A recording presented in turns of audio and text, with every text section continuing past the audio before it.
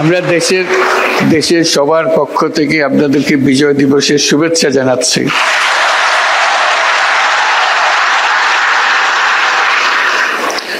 আমি ইংরেজিতেই বলি, অন্যরা বুঝতে পারবে না বলে আপনারা তো বুঝতে পারবেন।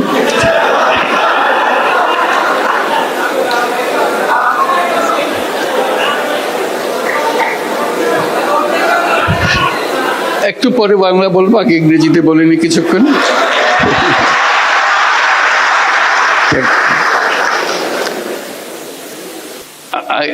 I don't feel I'm awake. I feel like I'm in a dream, being here.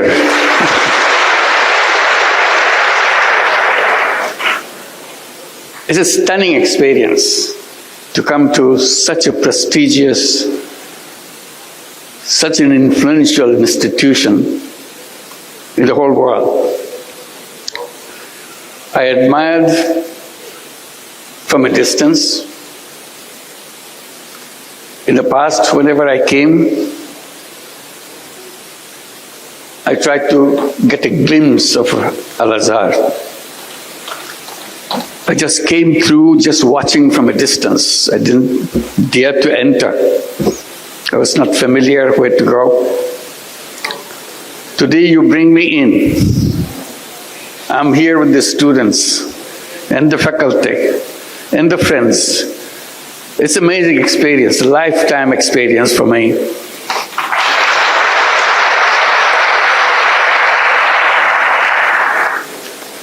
I give my greetings to Grand Imam and all the leaders of the university. When you are mentioning all the numbers, these are stunning numbers. I come from the academic background. I know what it means, how staggering those numbers are, how overwhelming the undertaking is. This is a memorable event for me, to see you, meet you physically, and even get a chance to talk to you. It's a rare opportunity. As someone coming from academic world, it's always exciting to be with the students. That's what we do, that's what we live for. And my greetings to all of you, all the students of Al-Azhar who are present here, who are outside, those staggering number of students and faculties all over the world. And among them, there are Bangladeshi students, pretty large number too. Can I see you with the Bangladeshi students? Will you please stand up to see? Wow, these are all Bangladeshi students. I should. Thank you. Thank you. Thank you. It's a wonderful feeling that you could accommodate so many students. I hope more and more students from Bangladesh could come here, and more opportunities will be available to you, because you change the world. Coming to Al-Azhar gives you the perspective, give you the knowledge, give you the willingness to do things which is good for humanity, not only in Bangladesh, globally. So that's your role. You are not limited to a particular country. It's for all humanity. I have to catch. So I have to be brief, and I'll try to share my experiences, what I did as a teacher, what I was trying to do, because this opportunity to interact with the students give me this opportunity to share what my efforts were, initiatives were. My experience in the University of Chittagong began 53 years back. Bangladesh became just independent country at that time. I came back from the United States where I was teaching. Today,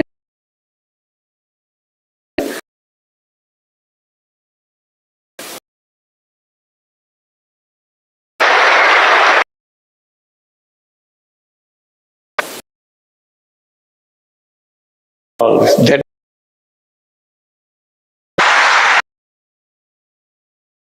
is not something is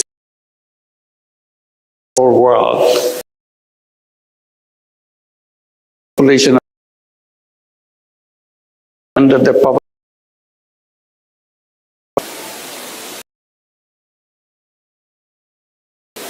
And that war, because all the roads were torn apart because of the war of liberation. People's life became very, very difficult. And as I was teaching, trying to see what can be done to make sure the people who live around the campus are reached out to. Because I was campaigning within the faculty of the university saying, if university is the reservoir of all the knowledge of the world, it doesn't matter where it is located, whether it's in a university knowledge, university, all knowledge, faculty reservoir of knowledge. Just limited to the walls of the university? Or should it be available to the people who live around the campus? That became a big debate. And I was campaigning that knowledge is no good if it is not useful for people. So if the university has knowledge, it must reach out and touch the lives of the people who were around it and beyond. And that's what this whole meaning of having an university. So we're trying to see, I was trying to see, not many people paid attention to it. What can be done? And then terrible thing happens in Bangladesh. Terrible, terrible thing. Worst thing that happened to our life in the history of Bangladesh. In 1974, we were hit by a famine. And Bangladeshi students probably heard about it, but others may not. An enormous number of people were dying of hunger throughout the country. You literally see dead bodies on the street every day. They died not because they had some any disease. They died because they couldn't eat. They didn't have enough to eat. And dying by hunger is the most painful way to die. Death approaches very slowly. The day you die, the moment you die, you cannot distinguish, nobody can distinguish at what point you are alive, at what point you are dead. It's a very slow moving process. And suddenly, it shocked everybody. That is death by hunger, massive number of people in Bangladesh. And that hit us too in the university. So one of the things I was trying to do, if shortage of food is the problem, people couldn't eat. All I can do, at least try to help the village next door to the university campus do not have shortage of food. So my first effort was to make sure there is no shortage of food in one village which is next to the university campus. So I did lots of different things. Then I saw no matter what I did, there's still a large number of poor people in the village who couldn't afford to buy that food, even if they had the food in the village. So I was trying to see how do you do that. One traditional way, give them charity, give them some money so that they get some food. And I was wondering whether there's a good way to do that, because religions, most of the religions say that, give charity to the people for good reasons. But I was kind of hesitant because this is something which doesn't lead to the solution. It only perpetuates the problem. So I kind of took a different decision that I don't want to go by that route. It's a good one, but I don't want to pursue that road. I was looking for something which can be sustainable.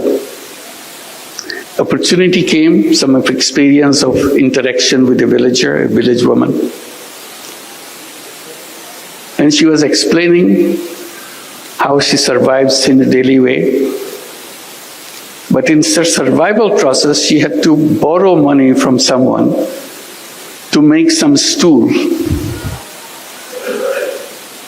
And then the lender, which is the trader, gets all those stools to himself and sells in the market.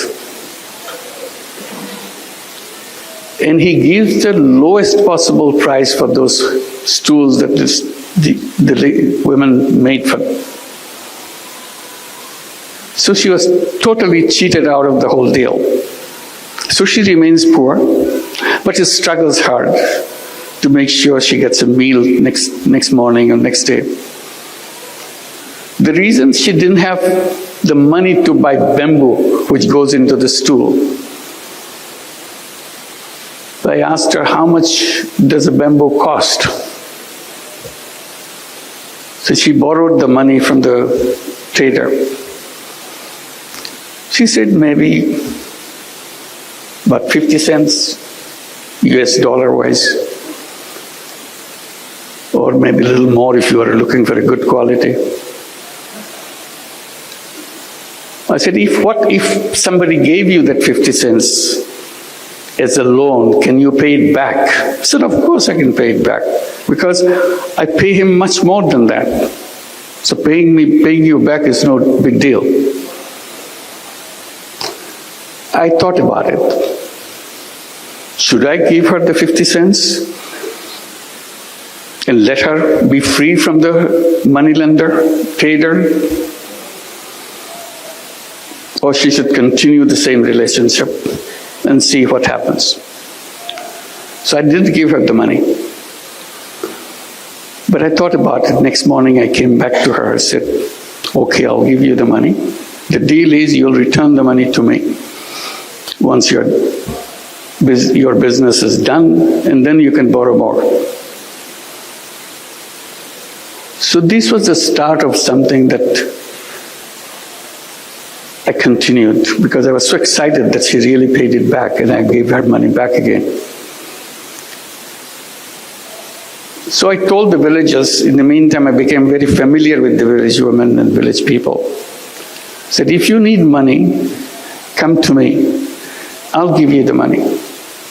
This is in a circumstances, in an environment where money lenders will give you money, and for that money you have to give away everything. Still your money is not paid back.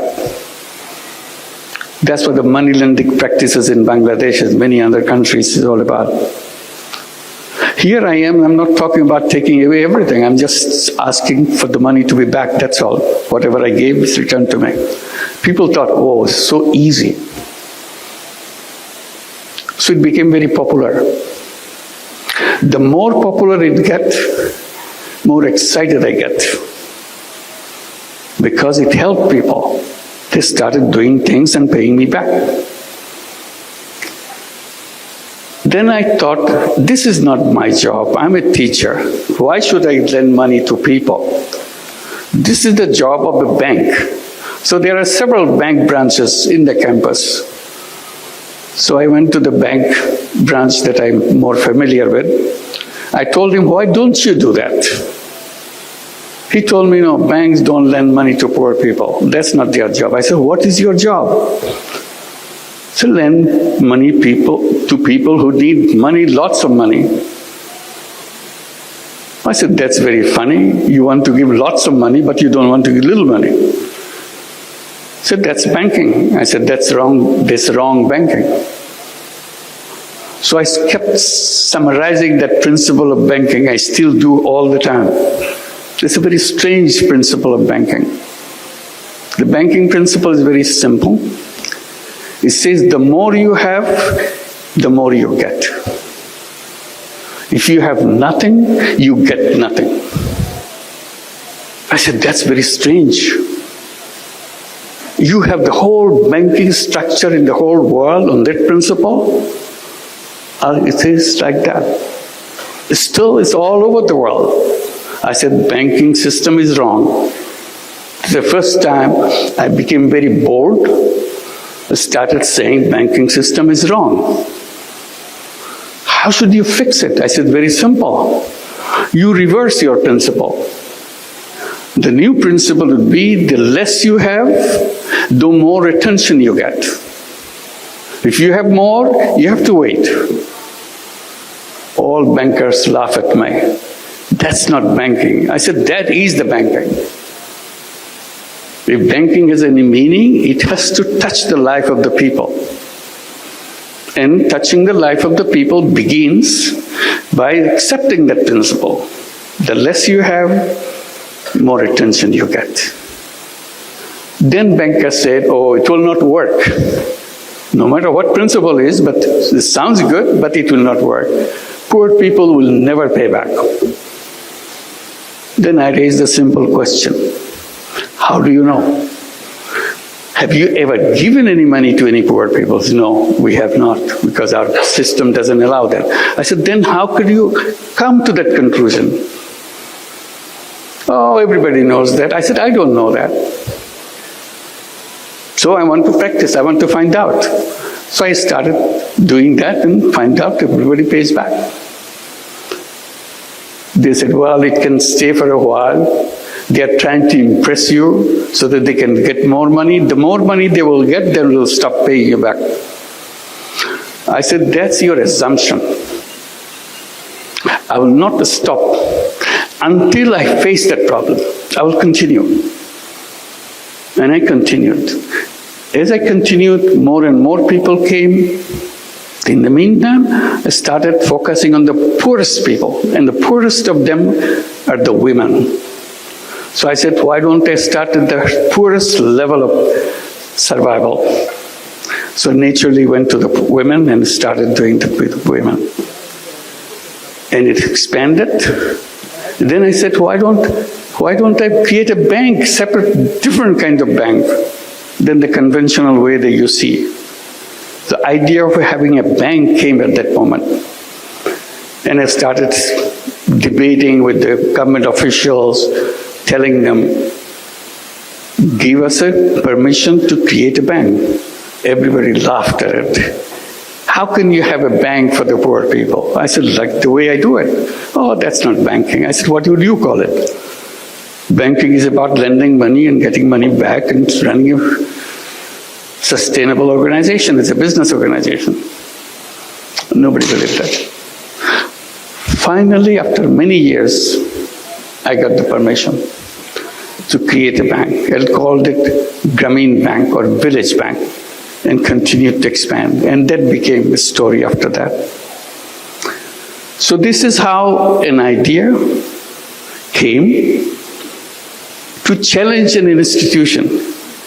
The reason I'm telling this story in details, unless you challenge, nothing will happen. The world will remain the way it is. It is the young people, it is the students who can see things more clearly because they are still looking for things. And that's what you are.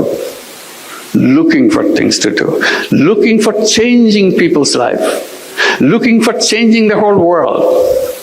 If you stay where you are, repeating the same thing over and over again, the world will remain where it is. And then I came with the idea that I started telling about. I said, not only you challenge, you dream, you imagine. Imagination is a big power. That's very funny. It doesn't cost you anything to imagine. You can imagine anything you want. Imagination doesn't have any limit. But it is a fundamental thing to lead you to change. If you don't imagine, it will never happen. It's a very funny thing. If you don't imagine, it will never happen. But if you imagine, it has a big chance of happening. So I encourage everybody, all my students, people that I meet, make imagination. Imagine things. Things which are absolutely impossible. Imagine that. And if you keep on imagining, it will happen. So while I do the thing, coming back, and people say it will work in Bangladesh, it will not work anyplace else, it started spreading in other countries. It even came to Egypt. We started some programs in Egypt. Many microcredit programs are introduced. It went to many other countries in Asia. The funny thing is, it was introduced in the United States. In 2008, we set up a program called Redefining America. We started in Jackson Heights, New York. Everybody said, no, this is not Bangladesh. We don't have poor people in the United States. You are making us feel like we are some kind of fools. I said, no, you're not fools. You're very smart people. But you don't realize that you have poor people. Because you keep claiming that you don't have poor people. You are the richest country in the world, quote unquote, richest country in the world. That doesn't mean you don't have poor people. Oh no, we don't have poor people. It's a rich country. I said, yes. Then I asked the question, do you have welfare program in your country? Oh yes, it's a very rich program. We have lots of people. We take care of all the people. We give them monthly check every month so that they can buy their whatever their family needs are, so that they can take care of themselves, their children. A check every month, welfare check. I said, you know what? Every family, every person that you are giving a welfare check is a poor person by your own recognition, because they cannot afford to maintain their life on them by themselves. So you are giving them money from the state. They are poor, but you are claiming they are not poor. You are hiding poverty. Anyway, this debate went on, but in the meantime, Redefining America started expanding. Now it works in 35 cities in the United States. It lends out about $2 billion a year. In a couple of years' time, they will be distributing $3 billion and $4 billion. This is the path it is took. And the amazing thing, repayment rate is absolutely near 100%. Never changed. So you challenge something, and people say it cannot work. Okay, it can work in Bangladesh. Bangladesh is a funny country. Anything can go, but it will not happen in any other countries. Now it's all over the world.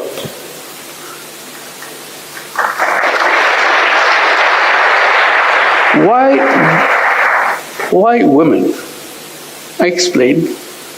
And I said, women are not only poor in terms of income, they are also poor in health. If you are poor, you're always poor in health. If you are a poor woman, then all the diseases of the world is heading for you. That's the situation of poor women. So along with microcredit, all the loans that we give, savings that we take, we started looking at the condition of healthcare of the poor women. So we built up a whole healthcare program. We have healthcare program in every village so that we can take care of all the women. We have over 10 million borrowers, meaning 10 million women in our system, in the Grameen Bank in Bangladesh. So there's lots of people needing healthcare. So we introduced our healthcare system, and it worked very well. And we created many other systems to help the poor people. And people say, why are you doing all these things? Why don't you leave it to the state to take care? I said, no, the state government can do whatever they can do, but every citizen has a right and obligation to do what he or she can do. So we are simply using our right to make sure we make life for other people better. That's what we are doing. But you're doing it you are charging people fee, you're charging people money to run this. Why don't you do it as a charity? I said, I'm always trying to stay away from charity, but charity has one limitation. Charity is a wonderful word, wonderful idea, because that's where only place where poor people could survive, charity. I said, I am saying that it can be done in another way. Because charity, when it goes, helps people, it does help people. But money that goes, it never comes back. So you have only one-time use of your money. So you have to find fresh money to do the same thing again. So what I'm doing, I'm trying to create it as a business proposition. So money goes out and does the job and money comes back. So you use the money again and again, it never stops. I said, this is more powerful. Charity money has one life, but if you do it in another way, where it's a business proposition, then it has an endless life. Then you say, then you must be making a lot of money. I said, no, I'm not making money. That's not what I do. I promised to myself that I'll never make any money for myself. That's it, simple proposition. So I don't need to make any money for myself.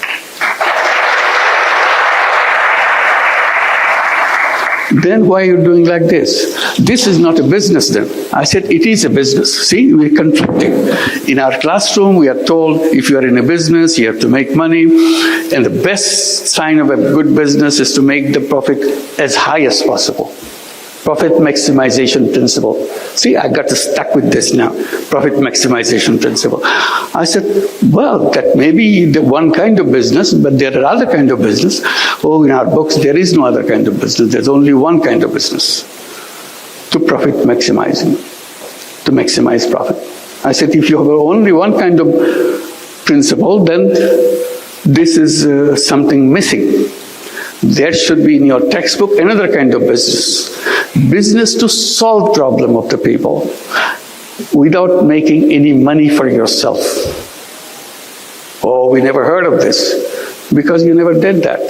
I said, I'm doing it, so I like it. They started a debate. Can this be a business? I said, of course it's a business. Business means you sell something, you produce something, sell something, and get your money back and have a surplus. In my business, there is a surplus. There's no question about it. But I don't want to take it myself. That's the only thing. The rest of it's same. Why didn't you want to take money for yourself? I said, that's my decision, that's all. You don't question that. If you like it, you should do it too. It's fun to do that. It's a big controversy in economics classes and conferences, debate, can this be a business? I'm saying this is a business as anything else. So finally I have to give it a name. I started calling it social business. Defining as a business to solve problem without financially benefiting by yourself.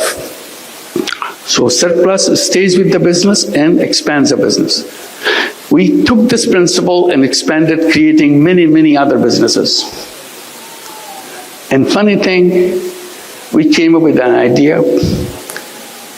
Well, government was giving licenses to telephone services, but in Bangladesh, in many countries, I'm sure Egypt did the same thing.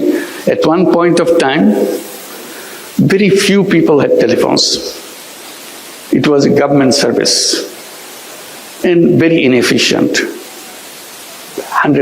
Maybe 100,000, maybe something like that. That's the total number of telephones in the whole country.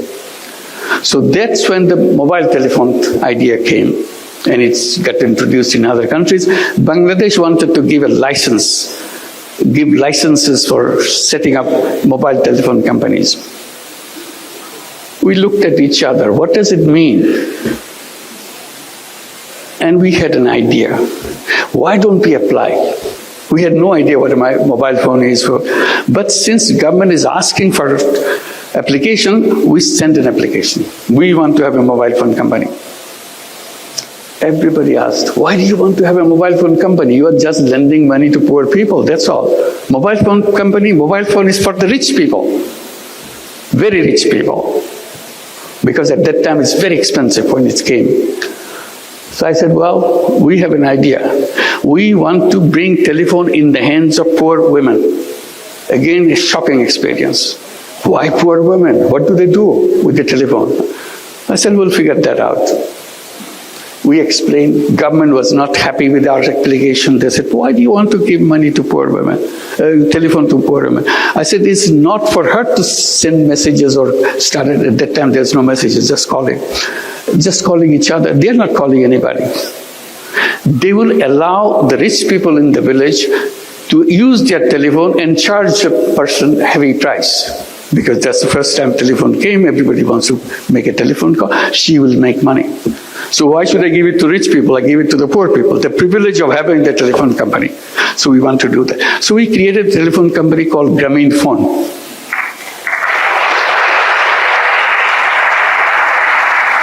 Government official asked, you said your women are illiterate. I said 100%. All our women are illiterate. They cannot read, they cannot write, they cannot even write their names.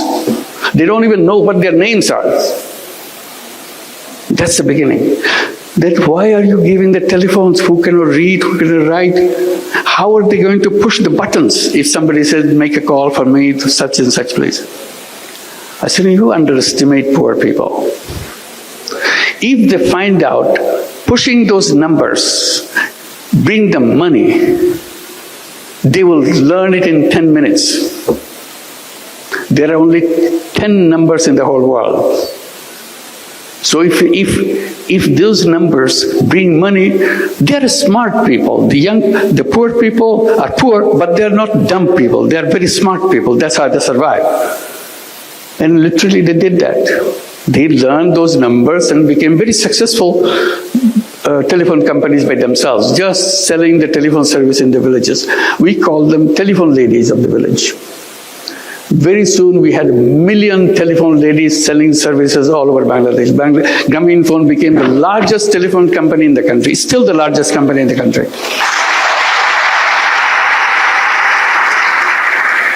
The reason I'm telling this story is, you have to just twist a little bit. World changes completely.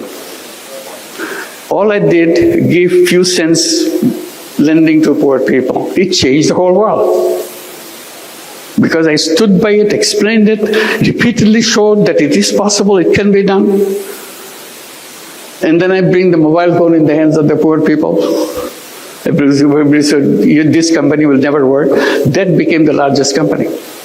They never had an idea that women and the poor women can be involved in telephones.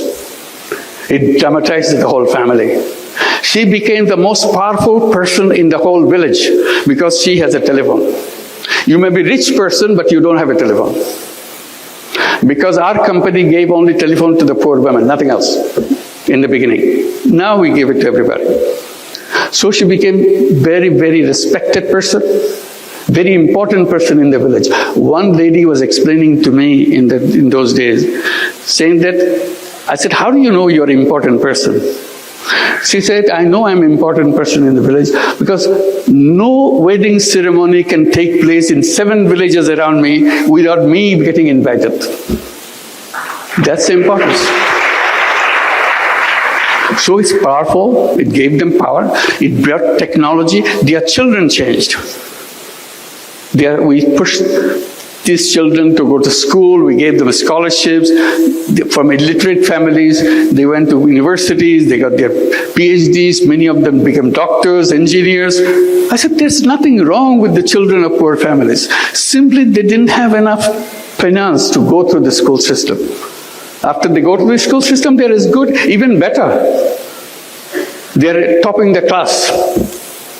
So it's about perception, how you look at the world, what you want to do with the world. So now I talk about creating a new world. I call it world of 3 zeros.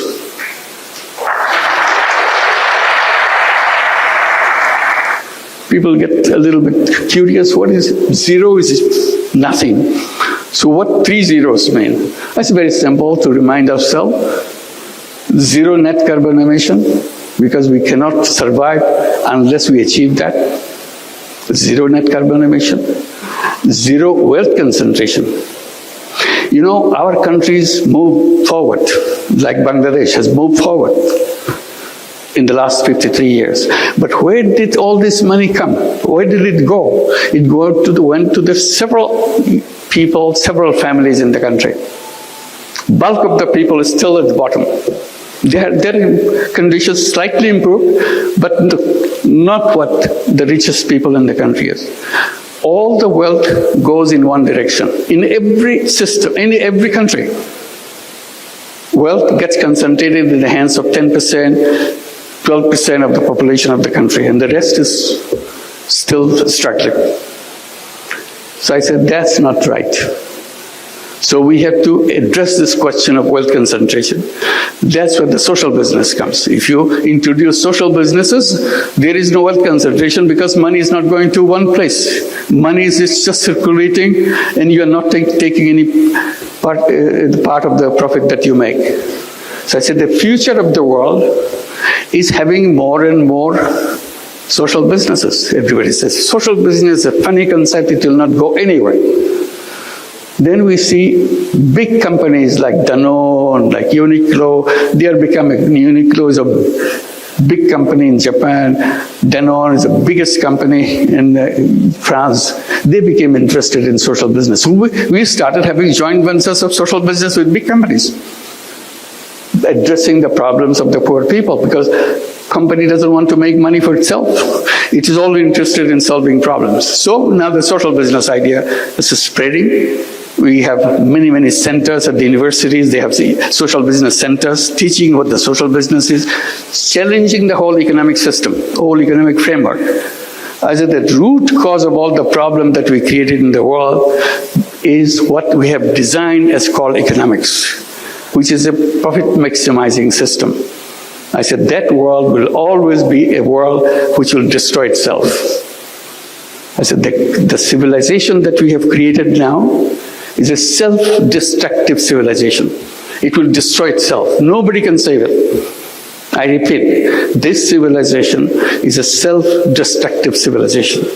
Either we'll be hit by all the problems we created, the environment and the climate.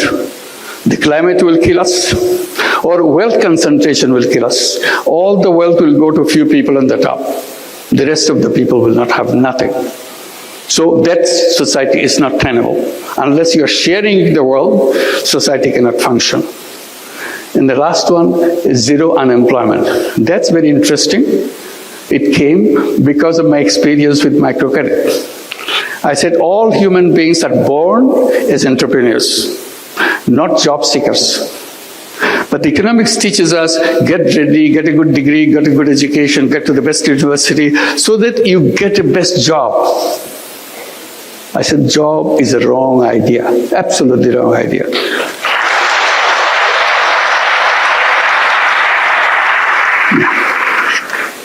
We have to leave. It's a couple of minutes. I said, it's a wrong idea because human being is a creative being. Essence of human being is the creativity. That's why I said, imagine. If you imagine, your creativity takes over. It makes it happen. You imagine that you want to go to the moon. When people were saying we want to go to the moon, everybody laughed at each other. Such a funny idea, human being going to the moon. You couldn't be funnier than that. But it's a dream. When you have a dream, you make it happen. And they made it happen. Now, lots of other dreams are coming up. What is your dream? The best thing any education institution gives to the students is to make him or make her capable of dreaming. If an institution is not inculcating that quality in young people, that institution is not an academic institution. It doesn't serve the whole purpose of being an academic institution, inspiring young people to dream the things that you would like to see. Once you dream, it will happen. So I talk about zero unemployment. I said all human beings are born as entrepreneurs. Job is the legacy of slavery. We don't want slavery. We don't want to be slaves. But the education system forces us to do that because they say you need a degree, you need a piece of paper. Because if you produce a piece of paper, you get a job. I said, I want to create an education system where we don't need a piece of paper. We don't need a degree to show it to somebody. I use the knowledge to change the life of the other people, change the life of any people. That's what entrepreneurship is all about. And entrepreneurship is not about making money. Entrepreneurship is about changing the life of the people. So if you can create a society, create a world of 3 zeros, zero net carbon emission, zero wealth concentration, zero unemployment, we create a new civilization. That's the challenge. That's the task that we have. এই কথা বলার জন্যই আপনাদের কাছে আজকে আসলাম। আপনাদের